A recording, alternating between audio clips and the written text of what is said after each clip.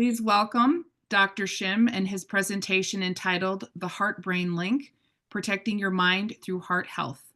Thank you, Dr. Shim. Hey. Thank you for having me. Can you hear me okay? Yes, nice and clear. Perfect. Okay. So when I was asked to speak on this topic, it's something that's really near and dear to me. It's a lot of what I do day to day at work, talking about this topic of what the link is between the heart and the brain. And so I was really pleased to be able to get to speak on this topic. Um, so I'm going to start with a question, which is, what is the most important organ in the body? And I think if you ask a doctor, they tend to say whatever their specialty is the most important.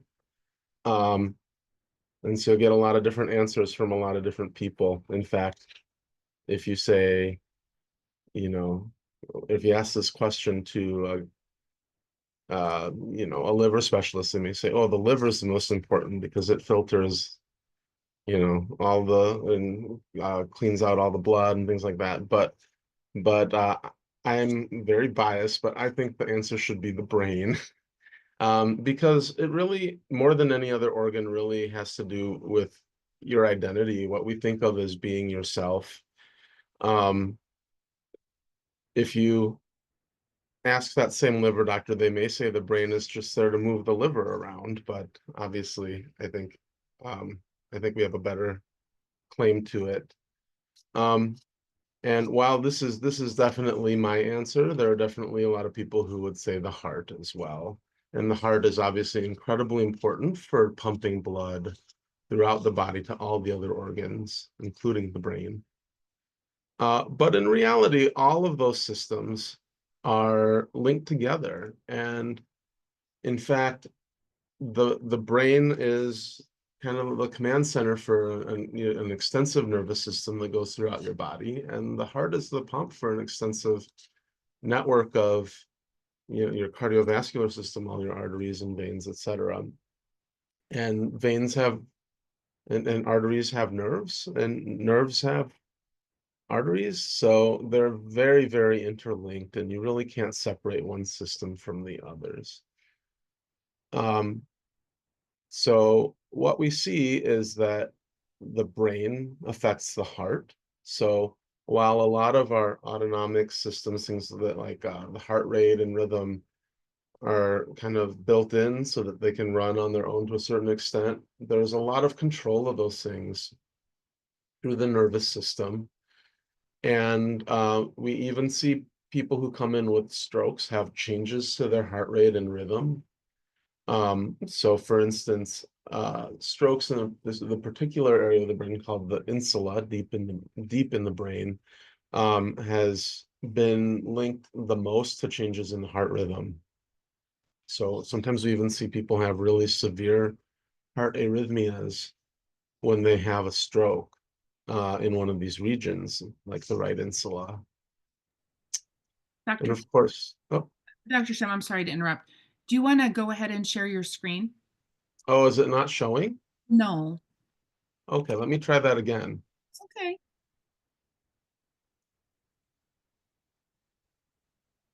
Okay, There you go. let's see. Um, is that better? Yes, there we go. Perfect. Thank you so much. Okay. So, um, so as I was talking about, so the brain affects the heart affects the brain.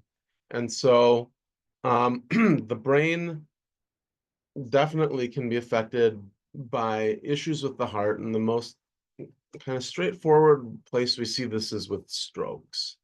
So if something happens to the heart or the cardiovascular system that leads to a clot to form that blocks blood flow, you end up with an ischemic stroke.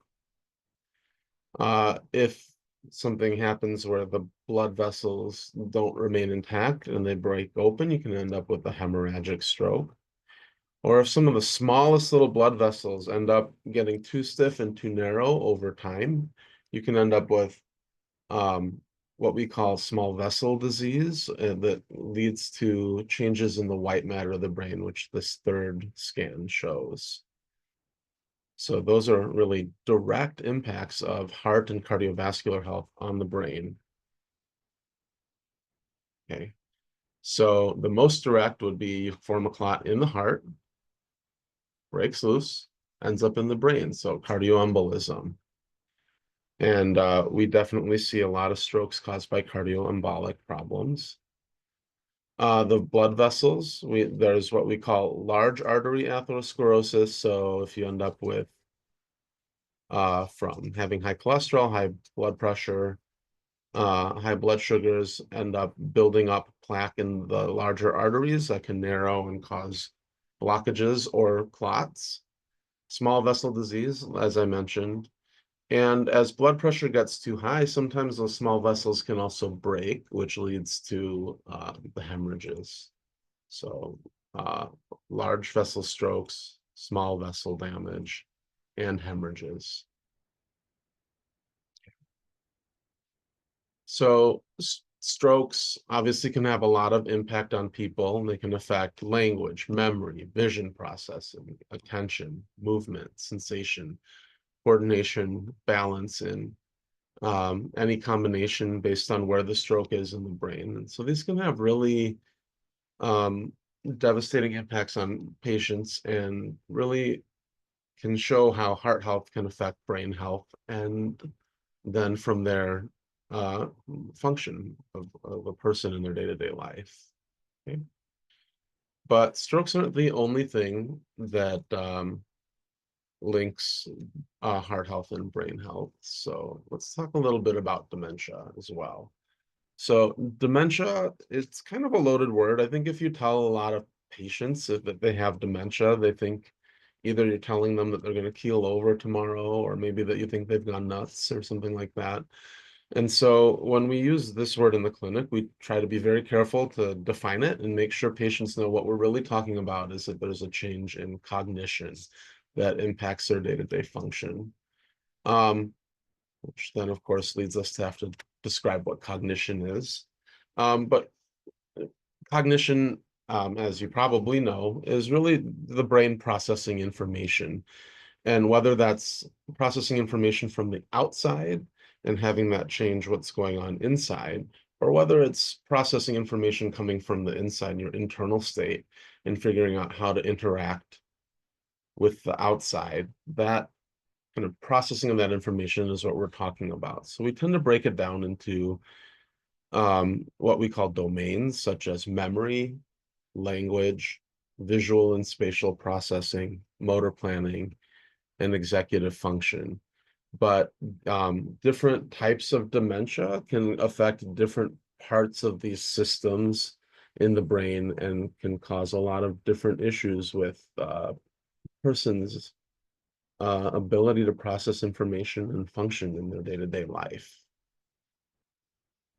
When we look at causes of dementia, the number one cause is Alzheimer's disease, which on a talk about the heart, maybe it seems a little odd that I'd bring that up, but I think we will try to link those as we talk.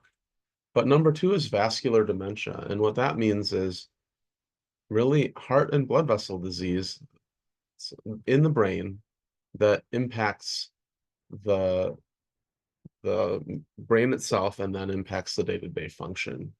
So another way we can kind of directly link uh, heart health and brain health. But let's talk about the Alzheimer's one, since that's a little bit less direct.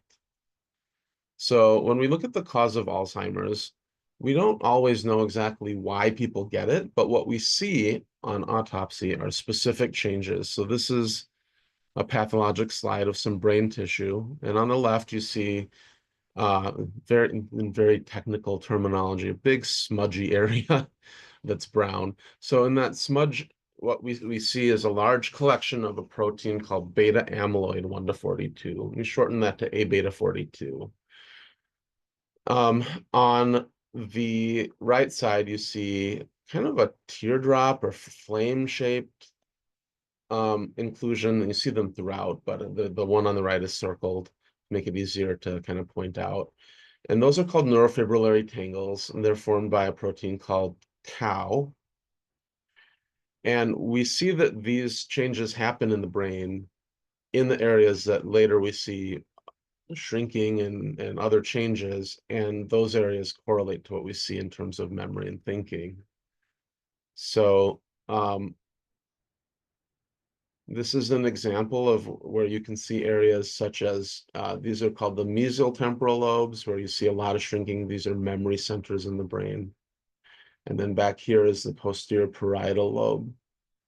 So this whole brain on this side, there's a lot of shrinking everywhere, but I think you can kind of imagine if in front of this line, it's not quite as severe as back here. So in these back areas, when they're affected, they can impact visual and spatial processing, word finding, and attention and concentration. So these are also things that we commonly see in Alzheimer's. So, um, so we've talked about what we see in the brain tissue. We've talked about what we see at the level of the brain.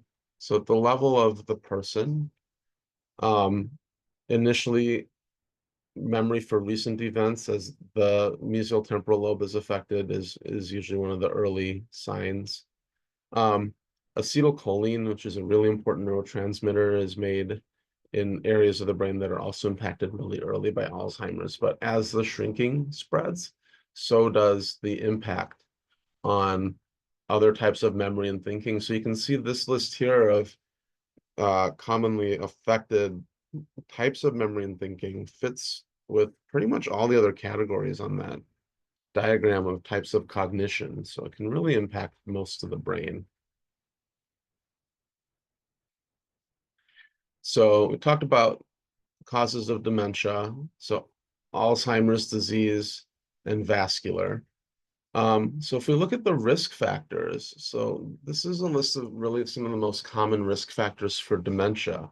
So genetics, if you have a strong family history, age as you get older, smoking, physical inactivity, poor diet, diabetes, high blood pressure, high cholesterol, obesity, and fragmented sleep. So either not enough sleep or you get the sleep, but it's broken up into little pieces so you don't get like the full night's sleep all at once. So take a good look at this list. Okay, and the next slide is going to be risk factors for heart disease. Same list. So this can't be fully a coincidence. And so some of it makes sense that we know that vascular dementia is one of the main causes of dementia. And so having heart disease will lead to blood vessel issues, will lead to clots and strokes, will lead to vascular dementia eventually. But this also seems to hold true for Alzheimer's, that if you have these things, that you seem to be more likely to get Alzheimer's as well. And that link is not quite as well understood. So one of the theories has to do with diabetes, either frank actual diagnosed diabetes or just kind of tendency toward diabetes. And it's led to some people calling Alzheimer's disease diabetes type 3, which is not really a true medical term, but it's based on this idea that when you have diabetes, it leads to insulin resistance. So your body's, the cells in your body don't respond to insulin as well as they used to. And as that happens, that creates a lot of changes in the amount of insulin and insulin-related chemicals that your body produces and how your body reacts to those chemicals. And one of the downstream effects of that is that the A beta 42 that we know is part of Alzheimer's actually accumulates.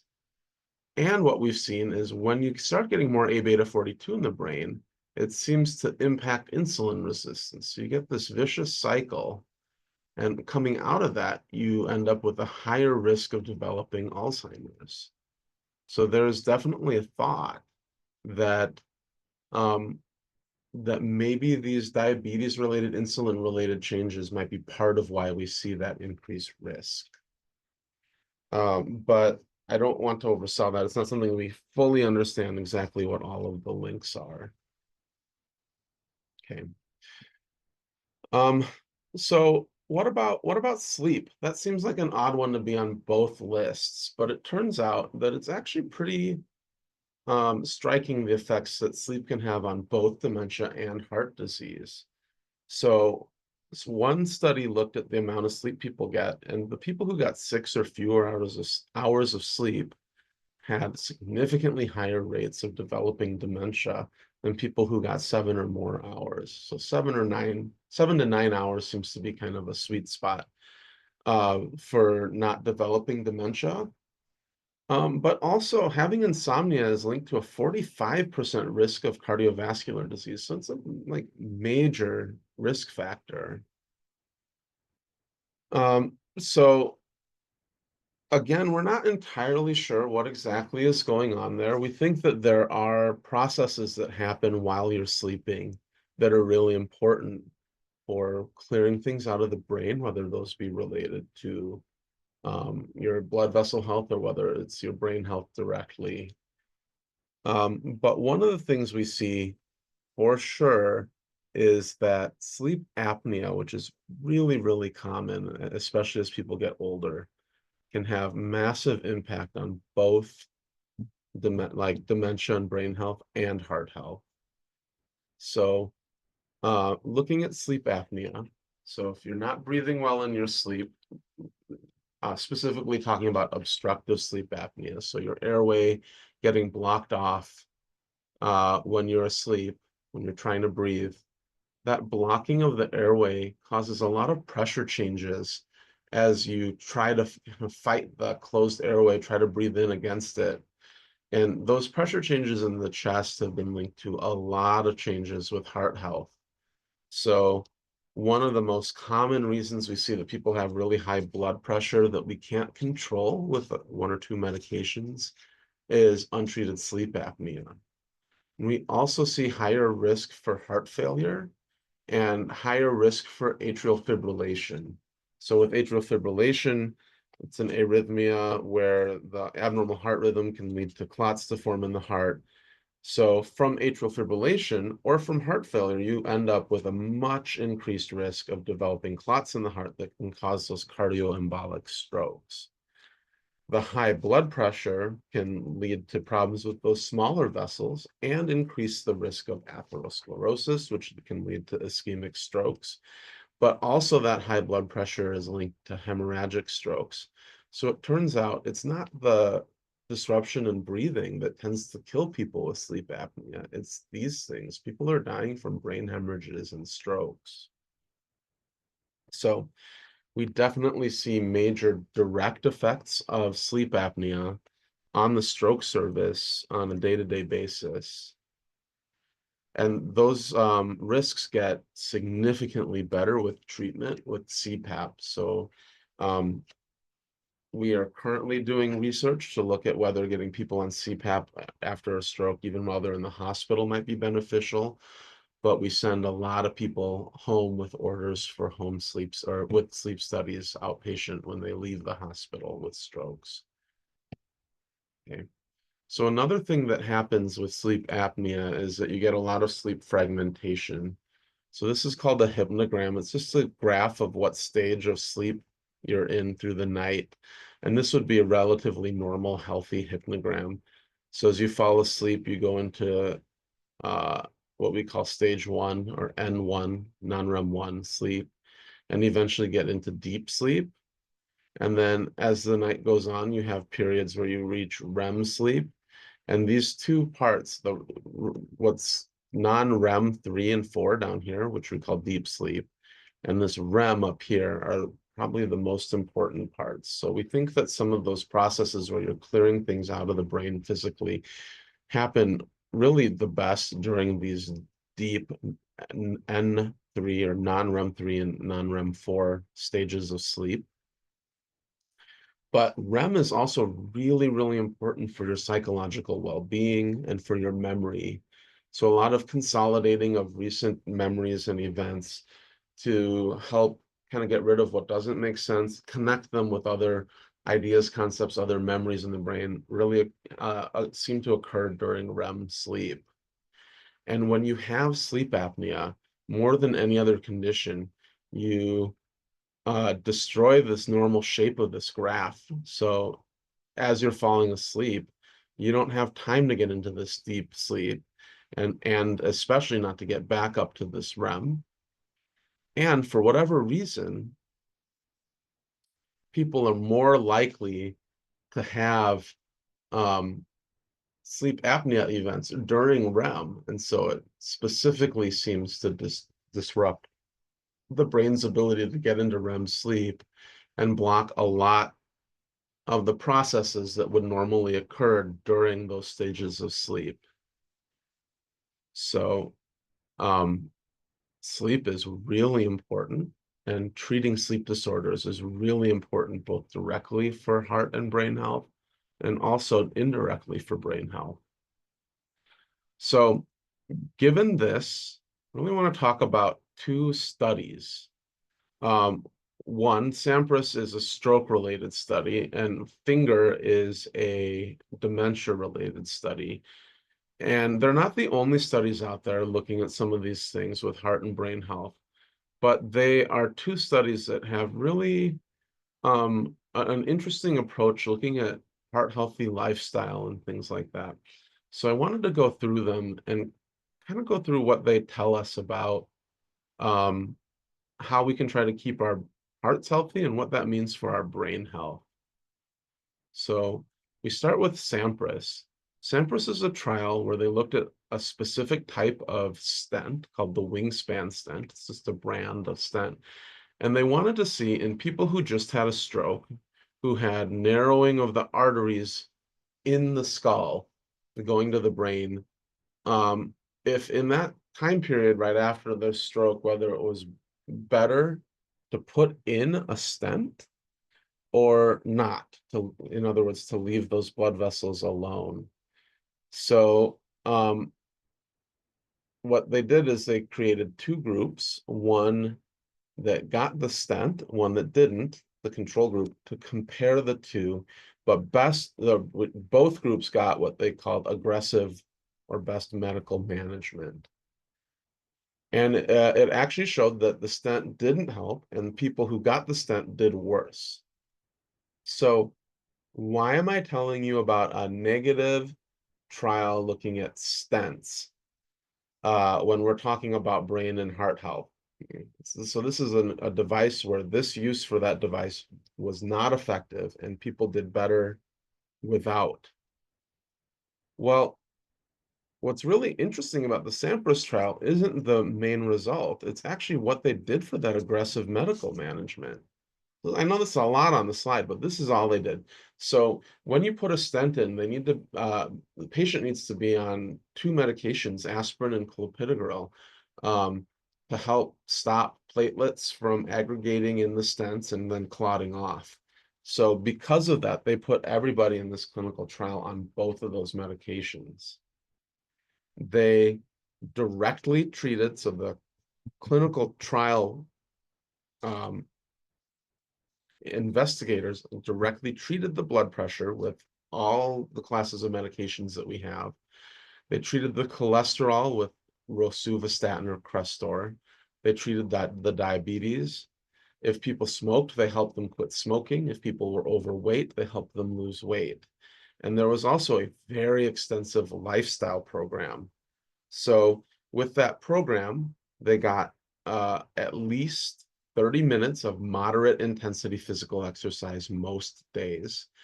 And that was like a really brisk walk or more, but they had a variety of different exercises they could do. And that was a minimum. And they were also put on diets. And the kind of starting point for the diets was a Mediterranean diet, and we'll go through that more. Um, but this is also one of the key points of this trial. They also gave all of the patients in the trial a lifestyle coach.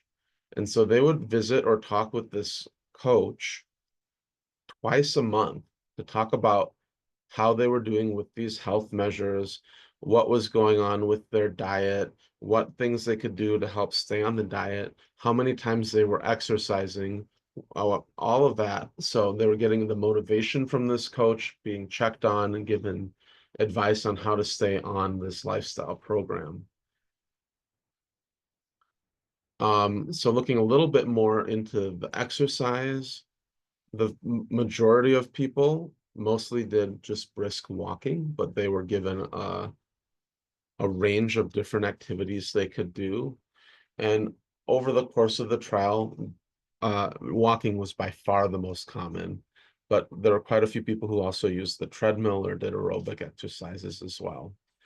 So one thing looking at the Sampras group is that um, initially, like when they started the trial and got going, on average, they would do just about 100 minutes a week of these exercises. So for someone in the community, that might mean a little bit more than half an hour of walking 3 times a week or something like that. But most of them escalated up to about twice that. So again, you could think of going 6 times a week, or you could think of doubling the amount of walking. But the average amount of time people were doing these exercises with the help of this lifestyle coaching did go up to about 200 minutes a week in the end. So looking at diet, um, the starting point being Mediterranean diet meant whole grains, lots of fruits and vegetables, fat from olive oil, nuts, and seeds mostly, also maybe some seafood. Protein, like meat sources, tend to be low fat, so lean protein, and not a lot of dairy, and most of the dairy being low fat. And then some limitation on processed foods. So not like you couldn't ever eat something from a box or something like that, but trying to limit the amount of that and staying closer to whole grains. So this isn't really a diet per se in like the classic sense. It's not something that there's a list of things you can't eat or things like that. They're really guidelines and called the Mediterranean diet because it bears similarity to a lot of the traditional diets of a lot of different cultures around the Mediterranean Sea. So, notably, this isn't really like a trendy diet. It's not like keto. It's not like South Beach or something like that. It tends to be a diet that fits well with things that we've known from experience over the years are heart healthy things that help with cholesterol numbers, blood pressure, things like that. Okay, so that was Sampras. So it really showed that doing these aggressive medical management activities, the problem with Sampras really seems to be that the patients on this aggressive medical management did so well. It was really pretty much impossible for the group that did that and then also did the stenting to do better.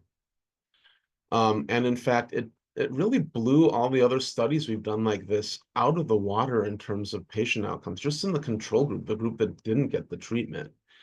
And so is this evidence that this is the best thing that you can do for your heart health and to prevent strokes?